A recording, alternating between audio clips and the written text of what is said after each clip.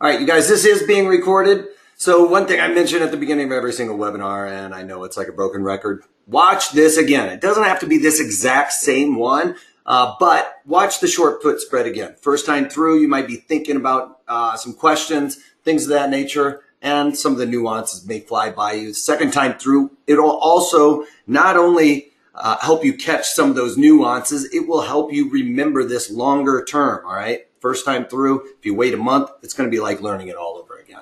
All right, this is option strategies with a bullish bias. And I want you guys, when we're going into this, to really kind of forget all about the fact that we are talking about the short put spread, okay? Let's just pretend we don't have that in our mind yet. We don't know we are going to be doing the short put spread. So I want you to just go through the steps like we normally would, just picking out a strategy or trying to figure out what we're going to do with this underlying that we found that we have a bullish bias on, all right? So it doesn't necessarily mean the short put spread right now, but that's where we'll try to end up, okay? So bear with me a little bit. All right, let me get this out of the way real quick. My name is Eric Wilkinson. I've been on CNBC, Fox Business, and Wall Street Journal. Joe Kernan on CNBC used to call me the Wolfman. That's how it kind of stuck.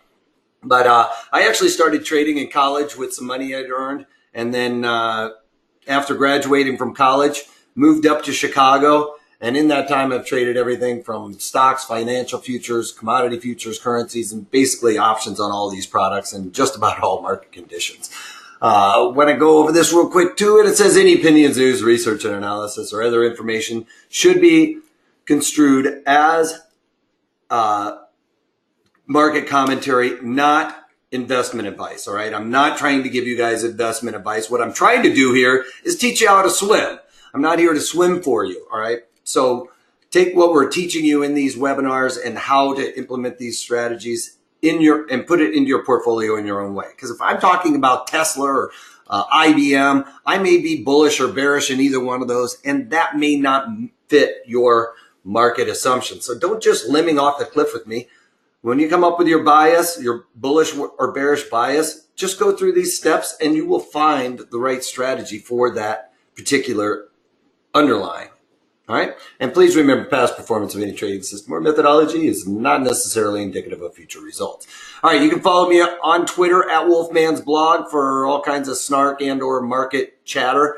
And our Pro Trader Strat company is more along the lines of market wisdom and or deals that you guys can get from some of our different webinars. All right. Like I mentioned, we don't know we're doing this short put spread yet. All right. That's where we're going. All right. So what we do is we come up with a bullish bias. So we have a bullish to market neutral bias. Now, if you guys are watching the daily market commentaries, you know just what I just put on something very similar to this because I have a bullish, but I'm worried about the market being neutral. So in that, it starts leading us to the short put spread, okay? When we're worried about any type of downside, we have a bullish bias, we're going to start leaning towards naked strategies because if you have credit strategies, when you have on a debit strategy, you know, you really need that market to move in your direction. So you're more bullish in that. Well, with this one of the things while we're walking into this, we are concerned. One of the major concerns with this assumption is we are worried about the market neutrality of this underlying. And I'll go into different reasons why that might be. Hey, can everybody else hear me on there? Somebody was saying that they might not be able to hear. Just want to double check to make sure you guys are getting sound out there. All right. You can hit me up in the questions box. That's how we'll go. All right. Thanks, Jack. Appreciate that. And you know, anybody who can hear, this isn't going to help necessarily right now for the people that can't hear, but with GoToWebinar, sometimes if you log off and log back on, you'll get the sound back. All right. So we have a bullish and maybe market neutral bias. With the put spread, though, we're going to be receiving a premium and we're going to be taking advantage of theta decay and volatility contraction. Now, I'll go into how we figure out when volatility is going to contract. I have some simple rules that we can look at to find when volatility looks to be contracting or should be quote unquote contracting. It doesn't necessarily always do that. It can also be considered a credit put spread, but I like the bullish put spread myself, which is why I have it at the top of every one of these. All right, so one of the first things we're going to be looking at. So we have, let's just say a market's kind of maybe even had a bit of a sell-off and it's starting to come back up. That's when we start getting our bullish bias. Okay, that's when we're going to be starting to look into what it is in and around XYZ to see if it is appropriate for the put spread. And I actually wanted to switch these around a little bit, but one of the things we have to understand if we're going to be implementing the put spread is, do we have the right environment? And the right environment can be considered really just volatility, the way I look about it. We have an underlying, and the environment around it, what is going on around this underlying at the particular time we've come up with this bullish bias. And so we need to determine whether or not it has volatility or not. That's going to be one of the keys to our strategy. This right here is going to be the determining factor of what our strategy is, and that is volatility, or Vega in a loose representation of it. Vega can mean different things, but I'll talk about what I mean by the volatility here in just a second. We can take a look at two very similar underlyings. Okay, we can say IBM and Pepsi are priced very close to one another, right? I mean, as close as I can get. You can't find perfect examples at any given time, but these just happen to be probably one of the best examples I've been able to find in my time of doing this anyway. And I cut off part of the volatility over here, but what we're going to be looking at here is with Pepsi. So since I cut that off, I'm just going to pull up the regular platform and we'll just take a look at that. So let me pull this over here and whatever that's for, I don't know. All right, so I was looking at Pepsi. So we can look at Pepsi and say that it has implied volatility. The vol on the chart, it's saying it's around 18, okay? The high on this is about 32, and that was a pretty extreme high. The low's usually around 10, okay? If I could stretch it down there a little bit more, it's pretty close to 10 on the lows. 14, we'll say. And then we go over and look at that IBM side, IBM, and we can see that its high is usually, 40 is the high at that one spike we saw there. Right now, it's at about 25, and its low is about 10. So you can compare that the volatility of IBM and the volatility of Pepsi have a tendency to have this range-bound type of range-bound, just like we see with stocks. We see stocks make these moves, but they have a tendency to, stay within different types of ranges, this kind of, we can see the ranges in there. And, it wants to hang out right around in this area. That's usually where it kind of settles down. So what we want to do is take advantage of volatility when it's really low and take advantage of volatility when it's really high like this. Because volatility, as you can see here, has a tendency to come out of the markets very quickly.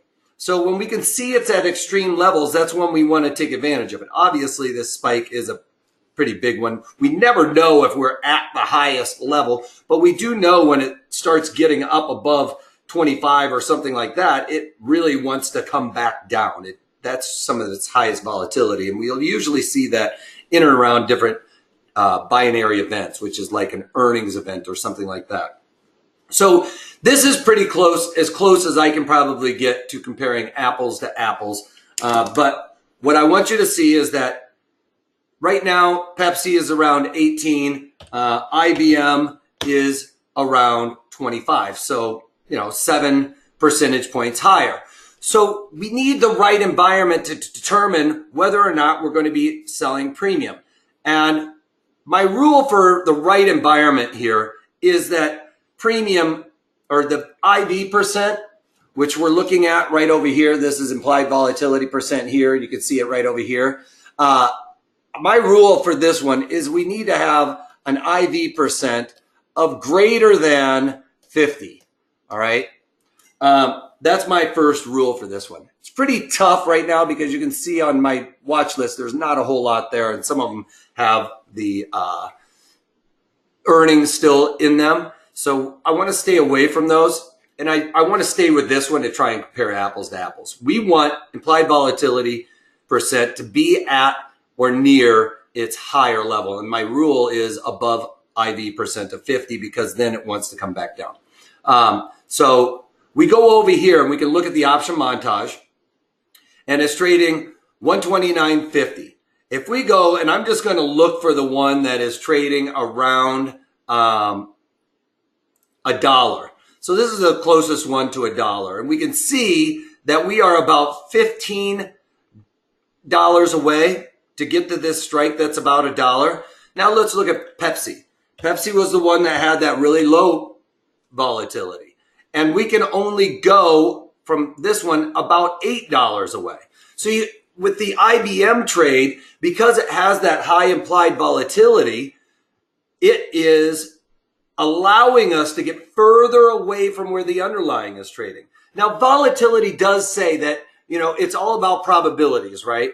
The probability of Pepsi trading 120 is about the same. It's a 17 delta, which is a 17% probability of it being in the money by 1 penny.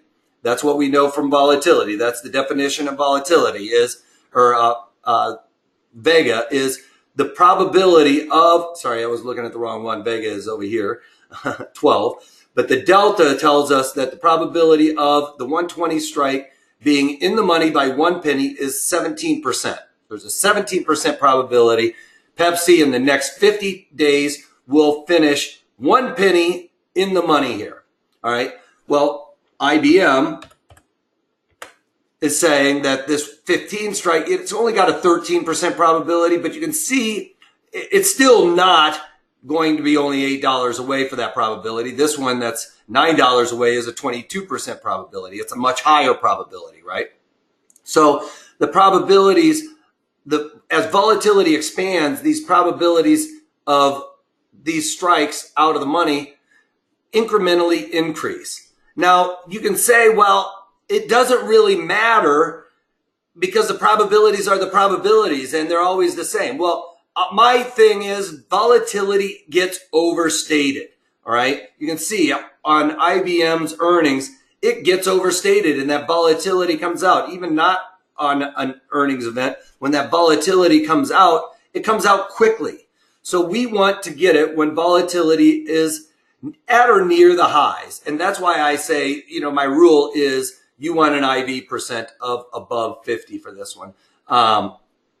Because then the probabilities are it's going to want to revert back to the mean. Okay, so that's what we're looking for, is that when volatility is high, it's going to want to revert back. And when volatility comes out, it comes out quickly. So yes, the probabilities are the probabilities, but we also know and can see that when volatility pumps into these markets, it really comes out as quickly as it came in.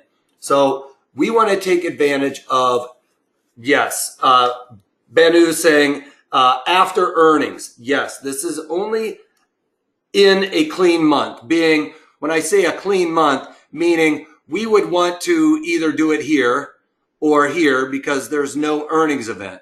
IBM, I believe, has an earnings event like right in here. So we want to stay away from that earnings event that would happen. So as long as we are looking to trade where there's not an earnings event, then we're good to go, okay? Because the volatility will come out of that one.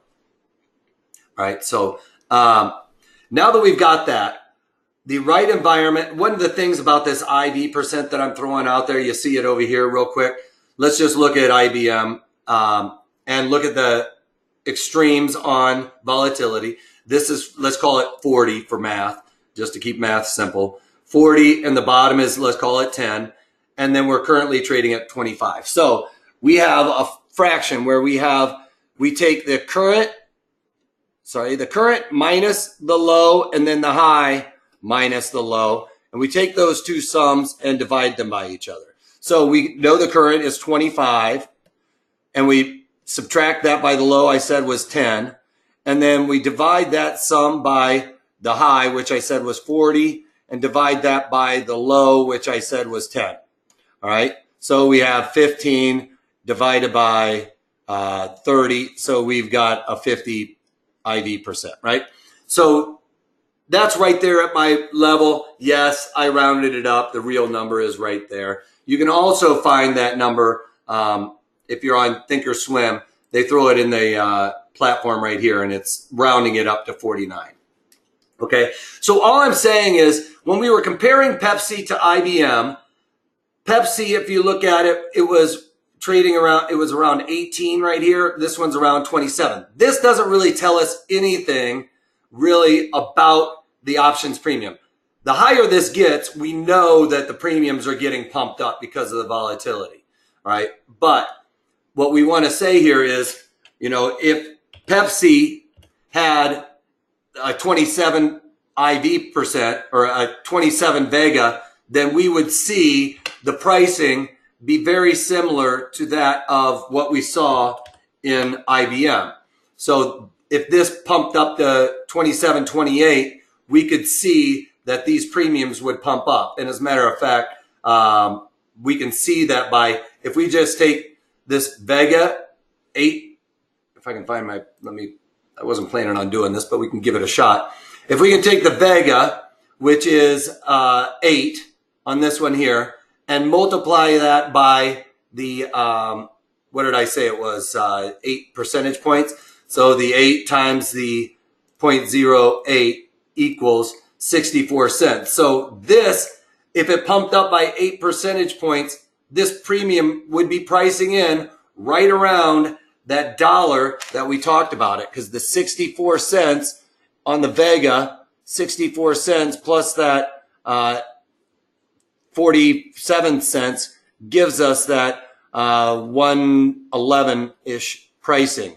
All right, so you can see that with the volatility being equal, they would have the same pricing on those strikes that are about the same distance away. Does that make sense for everybody? Pepsi appears to be cheap. It does, and it is. It wouldn't fit this rule. So if we were going through and we had a bullish bias in Pepsi, we wouldn't pick the short put spread, all right? So let's assume that my bullish bias is not in Pepsi and I have a bullish bias in IBM. And I'm looking at the IV percent of 49. My rule on this, I'm going to break it. I'm going to bend this rule. We're going to be going for a yellow light here. You know, if we have the traffic signal and we got the red light, whoops, we got a red light, we got a yellow light, and I need to recalibrate my pen, and a green light. This one is going to be a yellow light because, you know, it's below 50. So we want an IV percent that is greater than a 50%, right? Or, you know, greater than or equal to. So that's what we're looking for. So let's just say I had a bullish bias in IBM. I see that it's got high implied volatility. I expect this volatility to come out also. That's something you want to make sure you're keenly aware of. If you think the volatility is going to continue to expand, then you probably stay away from this. But I have a bullish bias in IBM because let's just say I like this chart pattern, or for whatever reason, I think it's going to go back to the point of control. It's usually kind of the way I set up my trades. How you do it, maybe it was a Fibonacci or something like that. But we're assuming we just have a bullish bias in IBM. That's my XYZ. And I have high implied volatility. It's above 50%. Let's pretend it's just 2 ticks higher. All right. So high implied volatility percent, that's leading me to premium selling strategies. Now, one thing we need to also look at is it the right underlying? And what I mean by the right underlying with IBM or anything else for that matter, we pull up the option montage, which is this right over here. And we want to look at the strikes that are just outside the money in the spot month. And, you know, it's hard to say which is the spot month. Likely people are still playing around with the 22 days, you know, and next week, this will not be the spot month. It won't be the one that everybody is playing in, okay? Everybody's going to be rolling out to the one because the spot month is usually the one with 35 days to expiration is usually the sweet spot for premium selling strategies. Well, 35, I would say 35 to 45 days is usually what I say. And this one's probably closer to that one, that rule than the 22 days. So I'm going to be looking a little further out for my option strategy. But for this, we want to pick the spot month where the most volume and open interest is and look at the bid to the offer. And if it's a stock over $100, then what we need to do is move that decimal place 3 ticks to the left. And we got, you know, I'm going to round up 13 cents. So when we look at this option montage between these two, it needs to be, you know, less than or equal to 13 cents between the bid and the offer. And you can see even after the close, this still fits that rule. And this is usually during open market operations, all right? So this rule really applies during open market operations. After the close, all our orders get canceled and these bid offers get a little bit wider. These crazy guys that are leaving their markets in here overnight are a little bit more high risk than I am and the most of us. So this fits the rule. So I picked the right underlying. If it's a stock under $100 that I'm looking at, let's just say it's Qualcomm, any stock under $100, the bid offer needs to be inside of 10 cents. Now, you might be saying, Wolfman, that looks like it's pretty easy because of all your examples you're showing me. But I can just go over here and look at Aon. Everybody's heard of Aon. It's a couple $100 stock. So my rule, move it 3 ticks to the left. It should be within 18 cents. And even during open market operations, this does not really fit that rule. Now, if you're a veteran options trader or you really know Aon's options and stuff like that, then, you know, just remember, you're making a yellow light move here. And if you have too many yellow lights along my rules, then you just need to pass on it. I would walk away and find something else. All right. But we're finding that this one wouldn't fit the option rule, but my IBM one is still pretty good. All right. That fits this rule. What would tell you that IV is going to expand or come out? Well, extremes. That's the only thing I can tell you is once we reach extreme levels, you want to assume volatility is coming out. Another thing is I have a bullish bias with this. So I believe the volatility has crept into this market on the sell-off from across the board. I believe the market's ready to turn around and not go for all-time highs, but I believe the market is going to start turning around. And usually, it's not always, but usually when the markets go up, vol goes down, all right? Now, in extreme cases, we will see volatility expand even on a rally, but usually on like slow marches up, that's when volatility comes out. Even on slow marches down, we'll see volatility come out. So as long as there's no big whipsaws, we should expect volatility to come out. And, you know, that would lead me to believe that it is going to come out, all right? So I'm looking for that to happen. You know, I'd be much more confident if it was a little bit higher. You know, I would love to have it really above 50, maybe even 60, 70s. But, you know, it's hard to find a perfect example when we're shooting these off the cuff. You know, I could look at Tesla and say, I have a bullish bias. Not that I do, but we could say we had a bullish bias in Tesla and see if it's the right underlying. Is it inside of 18 cents to the bid or offer? During open market operations, it usually is. Usually fits that rule. but I didn't really have a bullish bias in IBM. Do you think that IBM will close the gap? I always look for markets to close the gap. This one is one you're talking about. It may very well. I don't know if it's going to. It looks like it tried. Yes, that would be a risk. My thing with this, though, would be a setup. This would be my out. So one of the things I talk about with all of these is going through the rules, planning our trade, and trading our plan. That helps you keep mechanical. It helps you take the emotion out of all of this stuff. So that being said, a break below this, then yeah, it's probably going to look to go down there and cover that gap and hit this point right here, 121. Not even just cover the gap, but I bet it would go to 121, maybe 123. So it'll clear that gap a little bit. So I want to be out if that starts happening. But I'll talk about that in a minute. So that's picking the right underlying. So we've got one. It's got the right environment. Let's just say it's above 50. I'm yellow lighting that one. And we've got the right underlying because it's inside of that rule. Move the decimal 3 ticks to the left on a stock over $100 or 10 cents wide on anything below that. Sorry, let me turn off my phone. I must be on some kind of group thread there. I should have done that before, right? I usually do. All right, picking the right duration. So we know we have an environment that has high implied volatility, okay? So the environment's got high IV. Why don't you just use your pen? We've got high IV percent, so that checks off the underlying. All right, the duration. One thing we have to know, if we have high IV, we are probably looking at a credit, taking a credit on the options, whether it's naked options or short put spreads, condors, stuff like that, where we're collecting a credit. If you have high IV, they go together. They're one and the same, all right? Now, so we know we got high IV, the duration.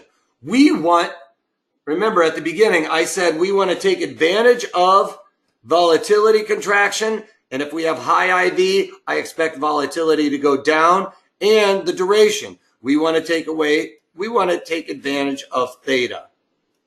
Theta, right? For some reason, I'm having a brain cramp on how to spell it. So we want to take advantage of theta. And in that, if we're going to take advantage of theta, then we need to take advantage of theta contraction.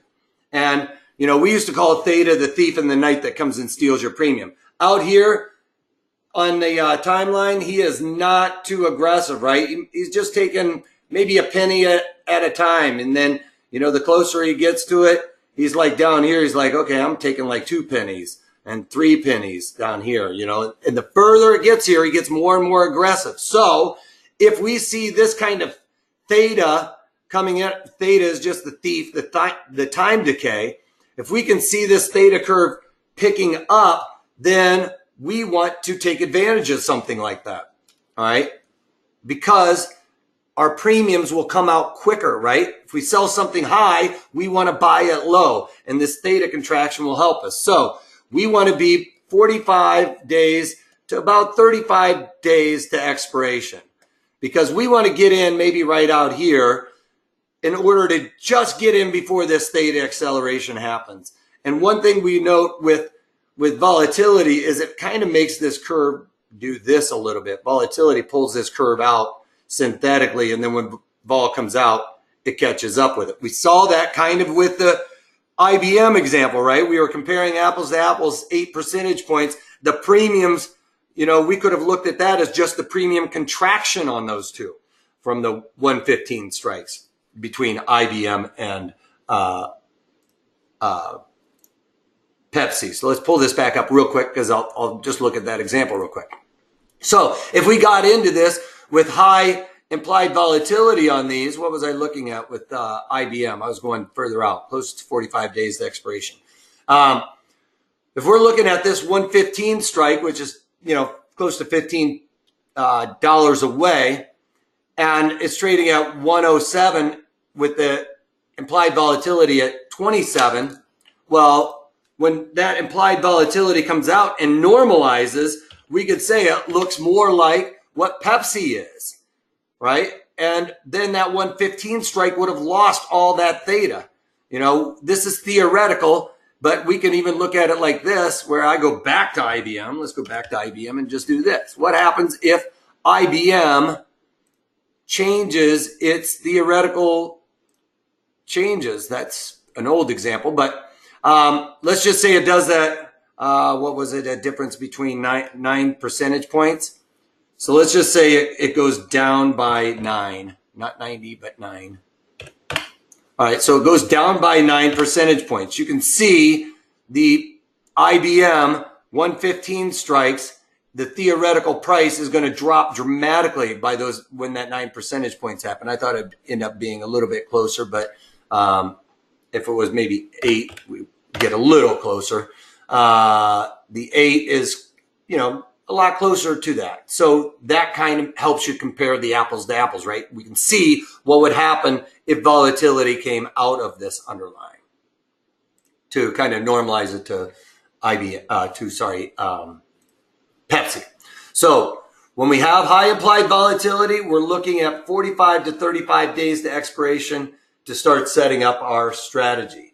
And then now we have to know, we know we've got the right environment, we've got the right underlying, we know what duration we're looking for. Now we need to know the real nuts and bolts of it.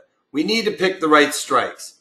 And what I talk about with this is we are going to build this with start building with the 36 delta put.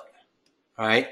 That's where we're going to start looking to build this strategy out. That's the one we're going to sell. All right.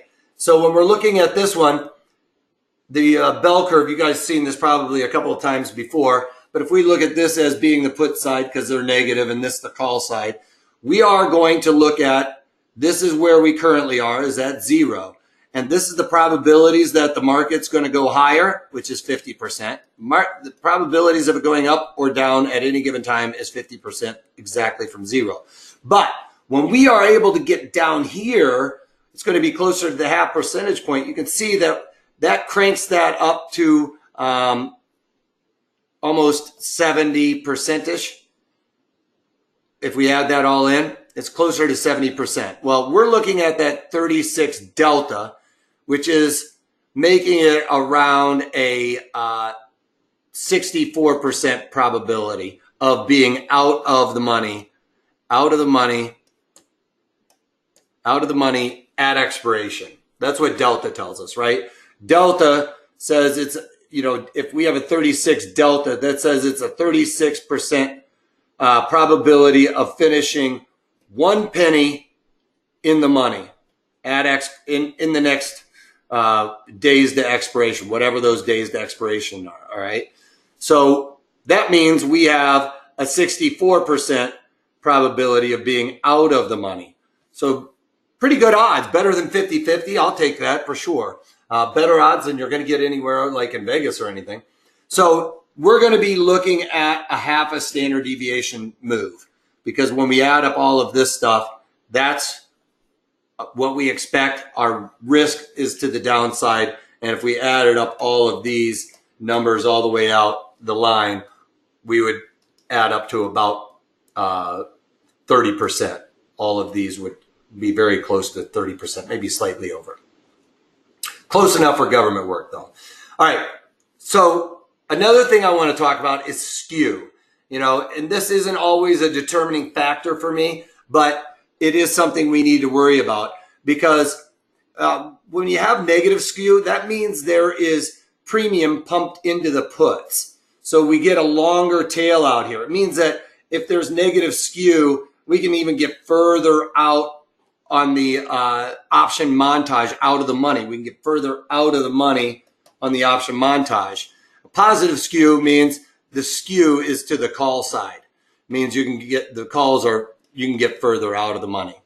Generally speaking, more times than not, you're going to have negative skew. There are occasions where you'll have positive skew, but that's something we need to look at. And when we're looking at a normal bell curve, we can look at it like, if this is a normal bell curve and you got a bucket of water on top of it, and if we have normal volatility, the bucket of water is half full. So it's putting pressure down on the curve. So if that bucket is really full, let's just say it's very full, well, then my curve is going to be really extended. And I can't do it exactly. Or if the bucket was very empty, very low volatility, our curve would look like that, with the standard deviations being in a little bit tighter. That may be being one standard deviation, and then our standard deviations being a little wider on that one. So you can think about that. As volatility pumps up, it's like filling up that bucket on top of my bell curve, and it squishes it down, which pushes these, this is still a, let's say a 16 delta. This is a 16 delta, and this is a 16 delta. But you can see, I'd much rather be way out here than, really tight to the market. So we want volatility pretty high because it squishes down that curve. And once that volatility comes out, we want our curve to kind of pop up like that. All right. So you can see skew on those. And then we want to know our exit strategy before entering the trade. So, one thing I forgot to mention with the strikes. Sorry, you guys. The strikes, let's go back to that. Where were my strikes? Sorry, strike location. So I mentioned we're looking at the 36 delta put. We want to collect 33% the width of the strikes of the spread, all right? Because now we've gotten all of this. We know the environment is high, the underlying is good, the duration, we found a good one that's close to 45 days to expiration to get that theta decay. Now we need to know what our strike location is. We know it's a 36 delta put. We start with shorting. We sell the 36 delta put, and then we need to build it out. So we are collecting at least 33% the width of that spread is what we want. We want to collect about 33 cents on a dollar wide, right? Or if it's, $5 wide, it's basically $1.60 something. Okay. So, hold on. Let me get back to my other one. So our exit strategy then is 50%. It's going to be 50% of max profit. All right. So I said we have a dollar wide spread. Let's just say it's a dollar wide. I've collected 33 cents credit. That means there's 67 cents left in that spread. So I want my max profit actually on this spread is a full dollar, but I'm going to be looking at taking 50% of this one, which is what I'm considering my profit on this. Wait, what am I saying? I'm getting confused with the long call spread. So 67 cents is our risk. Our credit is 33 cents. We're going to be taking 50% of our max profit, which we're going to be, if you're only getting 33 cents on this, you're probably going to need to squeeze it out a little bit more, but you can say, we're looking at getting out when it's decreased, when it's gone down to 16%. I hope I didn't make anybody confused on that. Why sell the 16 delta and not, or the 36 delta and not the 16 delta? Because if you sell the 16 delta, your credit just isn't going to be enough. Kind of like in this example here, 33 cents is not going to give us a whole lot of credit to go on a dollar wide. And this is usually going to be on a stock that's less than $50. That's when you start getting into these credits that are a little bit smaller. So this strategy is going to work a little bit better with the higher price underlyings so that we can get like a $3 credit on a $3.30 credit on a $10 wide, right? So that would work out much better. And then we get out for when it's at $1.50. Is that better? So this works much better with the higher price underlyings. But we're looking to get out of 50% of max profit. And I started looking at doing this. Here's our max profit. It's our short put minus our long put, which is the debit. So in that, if we have the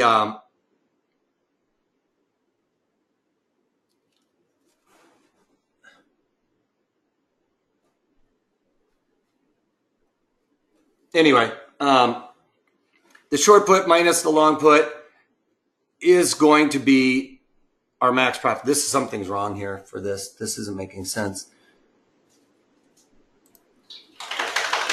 This is not right. So the max profit on this is just the credit received. Sort of wondering if I had the right slides up. So our max profit is whatever credit we receive. The max loss on this is the difference between the strike prices and the credit received. That's our max loss. So we talked about this. It's a $10 wide underlying. And so that's how wide our strikes are, minus the credit received, which is going to be $3.33, right? So our max loss on this is going to be $6.67, all right? Does that make sense? Sorry about this right here. It's our credit received. And I may be reading it wrong because I'm trying to read some questions and stuff like that. But won't putting the short strike so close to the money put you in danger faster? Well, yes. And I'll get to the Apple example here in just a second. Yes, it will. But we need to make sure that we're collecting enough credit to make it worth our risk. So if we go out to that 16 delta, it's just not going to be enough for us to enter into this strategy. All right, real quick. Break even is the short put strike minus the credit received. So if we did the 100, if we got short the 100 puts and we collected $3.33, right? Well, then my break even is going to be, when this is trading, $96.70. All right, that would be my break even in this example. All right, so you just take the short put minus the credit received, because that short put is where we start incurring risk, but we always get to keep that credit. So at expiration, our break even will be the $3.30. All right, so without further ado, let me pull up a couple of different examples that we can throw in here to see if they work out. Somebody was saying, hey, I'm bullish in Apple. So let's take Apple, for example. All right, so we look at the implied volatility. Let's pretend it has high implied volatility. We can see there's no earnings in this. The earnings are probably out here. So we're going to be looking at this area in the July. So IBM, now we have to look at it. 3 ticks to the left, 17 cents, or sorry, Apple, 3 ticks to the left, 17, 18 cents. All right, that fits that rule. And it's even tighter during open market operations. So we're good there. Now we're going to go over and look at the delta. So we want to go to the 36 delta. We don't have that one. So we're going to try and work with the 70 strike and sell that one. Buy this one over here. We've got $5 wide. It's not going to fit the rule. You probably need a little bit higher implied volatility for this to make it. Or we're going to have to go slightly closer to where the market is for that reason, you know, because we need to get close to that 36 delta. All right, so we've got the $1.25 and what is it, $1.25 divided by the $5 wide, right? And it's only 25%. So, you know, my risk is a little bit high because I'm risking now 75% the width of this spread, right? I'd rather only risk 2/3 of it. So I'd want to get a little bit more premium. I'd probably have to go and sell the 75s and buy this one. That gets me to the 33%. So you're generally going to have to move a little bit closer. We can look at the 161 divided by the $5 wide still. And we got that, it's close. Maybe this would be the yellow light because it's not quite enough, but it's pretty darn close. So you're going to have to go a little bit closer than that 36 delta. Like I said, we're only starting out at that 36 delta to give you guys a mark to start at. All right. And with this one, I usually talk, sometimes you can go further away. With this one, you're going to have to go a little bit closer to the at the money there. All right. So that one is how we would set that up. We'd have to move it in just slightly closer. The IBM, you can look at IBM, go back to that one real quick. And I'm looking at the 36 delta right here. That's as close as I can get to it and buy that one. So 123, that's not going, we'd have to probably go with the Apple one or find a different strategy for this because we've come to a roadblock here. It's not going to work out there. So let's just take a look at Tesla because somebody was looking at Tesla. The 36 delta here, that's as close as we can get. We're going to sell the 180s, buy that one. And you can see that that is a $5 wide and we collected over that 33% width of the strike. So Tesla fits that rule. And you can see that Tesla allowed us to get even much further away because its implied volatility is so much higher. It's just the volatility alone is 70 versus the IBMs, right?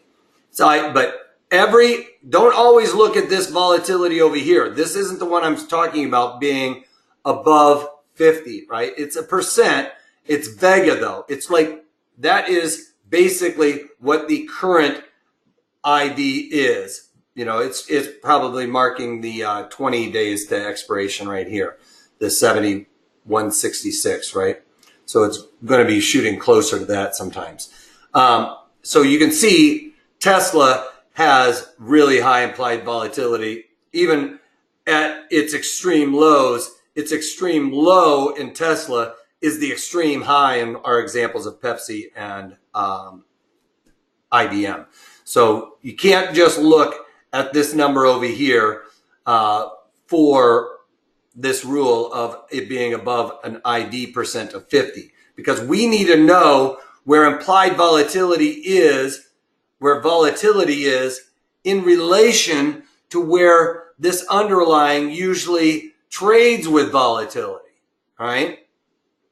So if, it got down to 40, that's not where I'm going to be doing premium buying strategies for IBM when it's trading around 40. I'm going to be doing premium selling strategies in IBM and premium buying in Tesla. Okay. So in this one, we would expect volatility to continue to come out. Maybe that's my assumption. I expect the market to rally. So I have high implied volatility. I have a bullish to market neutral assumption. So therefore I'm going to jump on it. All right. Also, one thing I forgot to mention with that rule of, so for a stock, an underlying like this, I need the IV percent to be greater than 50, right? For an ETF or an index or something like that where it's a basket of them, the IV percent for premium selling strategies is when it's greater than 30. Because remember, all of those stocks in this ETF are going to have varying IVs, and that's going to meld it out a little bit. So when you get a spike in ETF volatility, that's when you're going to be taking advantage of that one. See a couple questions coming up. I'll jump on those real quick. What's the risk of going closer to the money if you have to be darn sure that the price will be going up to the put on this screen, or going up on this screen? So yes, you do have to be pretty sure on this one, Trevor. If you are less sure of this, I always say, if you're a little bit less sure and you don't want the risk, you go further out and you do the naked strategies. Because in my mind, I'm keeping an eye on it. If it breaks below this area, I'm out of this strategy. The naked strategies, they, have unlimited risk in a sense, but, on those, your probabilities are about half as much of being hit on those. So we want to stay away from being hit, if you're a little less sure about the market moving higher, you might move out to the naked strategy, all right? But my assumption on this is I am bullish. I'm a little bit worried about this, the market neutral. I'm not worried about it continuing going down, all right? So that's part of my assumption. Because I'm not worried about it really going below this 185, that's why I'm willing to get in to this trade at the 180 level, right? And if it breaks below that 185, I'm out of the strike anyway. What was the credit to the spread? It's you want to collect. You got to be able to get a credit of 33% the width of the spread, of your spread. That's how we used to do a spread on the floor.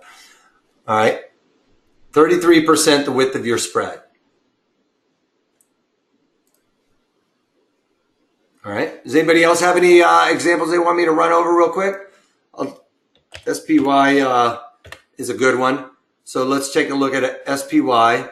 I just put on premium selling strategies. Like Trevor said, I'm worried about the downside and SPY. That's why I went out to the 16 delta on SPY out there, closest to the 45 days. Now, and I'm collecting $1.87 on that, right? That's the same collection I'm looking to collect on this strategy.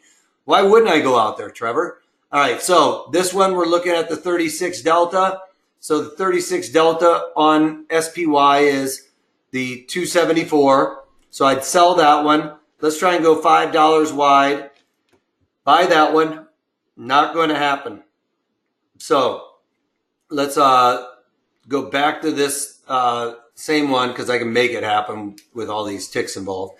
So I'm going to sell the 74s. I'm just going to go a little bit closer and do it $3 wide. Even $3 wide isn't going to do it because $3, 3 times 33 is 99. So I should have at least another dime in there. So in this case, I'm going to have to probably go a little bit closer, one tick closer, and then go $5 wide, buy that one, and $1.44. So this is Trevor's beef with this strategy is, this strike, my 75 strike has a, 39%, only a 39% probability of being in the money, 37 of being in the money. Well, this one only has a 16% probability of being in the money. So yeah, this has got more risk in it, so the rule makers will tell you, but what has more risk? A 16% probability or a 39% probability, all right? The rule makers will tell you this one's got more risk in it because this one you've captured risk. All right, well, whatever.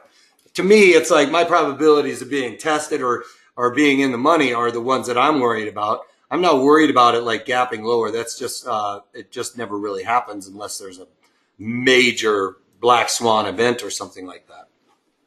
And even in that type of situation, even in the flash crash, we saw calls that were going further and further out of the money, people making money on those, like long calls that were going further and further out of the money because volatility was exploding and even those calls were retaining their value. So, in those black swan events, sometimes it can help you out too. But, you have to weigh that with your risk parameters. Are you okay with that? Or do you want the limited, quote unquote, limited risk that this offers versus the unlimited risk or the risk of it going to zero on this one? All right. But we can see that we can get it to fit the rules in and around that if we kind of build it out appropriately. We just have to start moving a little bit closer as we ratchet it up. Does that make sense? Trevor likes the naked strategies. He's got some colorful commentary going on, but he says you gotta You got to be a strong man to get that close. But you know what? The thing is if the market is, if you are bullish or to market neutral and you don't believe this is going to go down and you're comforted by the limited risk of this strategy, then absolutely this is the right strategy for you. I have a quote unquote higher risk tolerance, which is why I, got into this strategy. As a matter of fact, I talked about it on the daily market commentary today. So, I said I was worried about it going to a couple different levels. If it continued down, I didn't wait for the chart setup to be confirmed. So I got in a little bit early, right? Does anybody else have any other questions or example or anything you guys want me to go over for this strategy? Just make sure you're collecting at least 33% the width of the spread. All right. And then the rest of it is your risk. This one we'll talk about it at another time on that strategy. But if you want to see those, I talk about this stuff in the daily market commentaries every day. So you guys can jump on that. I talk about the economic data and stuff like that. Try to keep those videos kind of short, but they do get a little long in the tooth. I'm not going to lie.